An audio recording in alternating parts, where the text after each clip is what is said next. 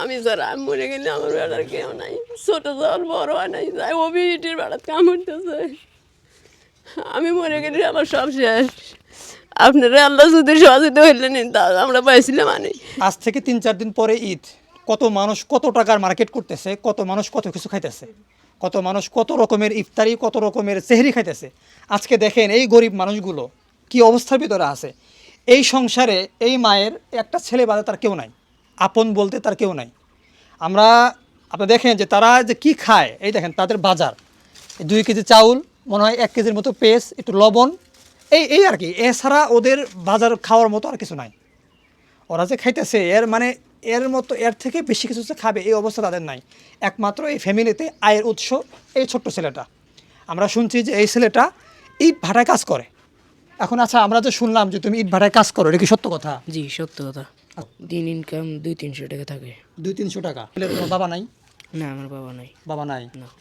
সাইডে থেকে পেটের বেদনা, হারা পেট, পিঠের দানা হুসতে খিলনে গেছে খালি। আমি খারাই বের পারি না, খাওয়া দাওয়া সব বন্ধ।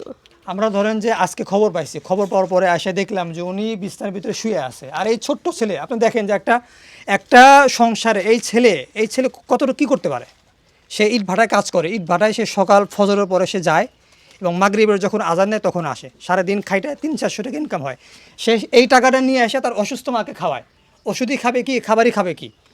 আপনারা যে যা পারেন, কত মানুষ কত জায়গায় বিভিন্ন টাকা অপচয় করতেছে, বিভিন্ন টাকা নষ্ট করতেছে। আপনারা কেউ যদি 10 টাকা দিয়ে সাহায্য করেন তাহলে মনে হয় এই অসুস্থ মা বেঁচে যাবে। হয়তো আপনারা 10টা টাকা দেন, নয়তো ভিডিওটা অন্য মানুষের কাছে পৌঁছায় দেন যে 10টা টাকা দিবে আমাদের। আমার দেখে এত মায়া লাগলো, আমার ওরকম সামর্থ্য নাই। আমার কাছে 1000 টাকা ছিল, এই 1000 টাকা আমি ছোটো ভাইয়ের হাতে দিয়ে গেলাম।